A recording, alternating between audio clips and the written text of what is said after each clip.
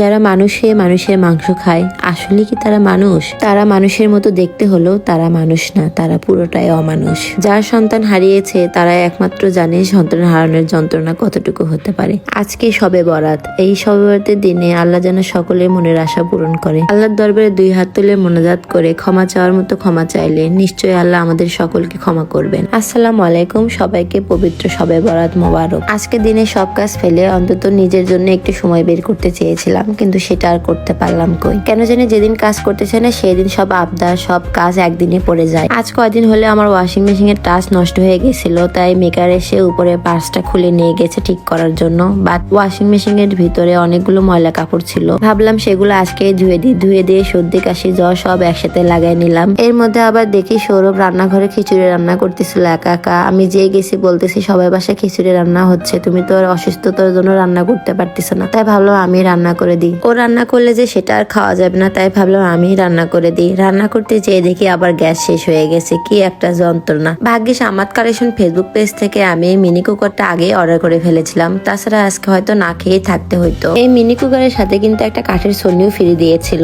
এই মিনি কুকারে কিন্তু গ্যাসের চুলার মতো পাওয়ার কম বাড়াও করা যায়, তাই খুব সহজেই কিন্তু রান্না করা সম্ভব। প্রায় 8 থেকে 10 মিনিটের মধ্যে কিন্তু আমার চিকেনটা সিদ্ধ হয়ে গেছে। এই কুকারের সাথে কিন্তু এটার উপর দিয়ে আপনারা যে কোনো আলু সিদ্ধ ডিম সিদ্ধ যে কোনো কিছু সিদ্ধ করে নিতে পারবেন খুব সহজেই। এই মিনি কুকারে কিন্তু দুইজনের খাবার খুব ইজিলি রান্না করা যায়। এই মিনি কুকারে কিন্তু আমি ডিম ভাজি থেকে শুরু করে ভাত চিকেন সবকিছুই ইজিলি রান্না করতে পারি। আর প্রায় 10 থেকে 15 মিনিটের মধ্যে কিন্তু আমার খিচুড়ি রান্না কমপ্লিট হয়ে গেছে, এখন শুধু খাওয়ার পালা। রান্না করতে যেয়ে আমার আবার গায়ে জ্বর আসতেছিল, ভাবলাম ওষুধগুলো খেয়ে নি। পুরুষদের পুরো সপ্তাহ কাজ করলে অন্তত একদিন ছুটি থাকে শুক্রবার, কিন্তু আমাদের মেয়েদের বিয়ের পর থেকে কোনোদিনও ছুটির দিন হয় না। আমরা মেয়েরা সব পারি, আমরা মেয়েরা ঘুরতে যাওয়ার আগেও রান্না করে যাই, আবার ঘুরে ফিরে এসেও রান্না করি। আমরা অসুস্থ হওয়ার আগেও রান্না করি, আবার অসুস্থ থাকা অবস্থাতেও রান্নাই করি। আমার কাছে মনে হয় সবচেয়ে কঠিন কাজ হলো ওষুধ খাওয়া, কারণ ওষুধ কেন জানে আমার গলাতে নিচে নামতেই চায় না। ওষুধ যেন খেয়ে আমার বমি বমি না লাগে, এই জন্য খাবার সামনে রেখে দিই। ওষুধ খেয়ে আমি সাথে সাথে কোনো কিছু খাবার খেয়ে নিই যাতে আমার মুখটা একটু মিষ্টি মিষ্টি লাগে। আর ওষুধ যতক্ষণ খাবো ততক্ষণ সৌরভ আমার মাথার সামনে দেয়া থাকবে যেন আমি চোট্টামি না করতে পারি। সারাদিন যতই কাজ করি না কেন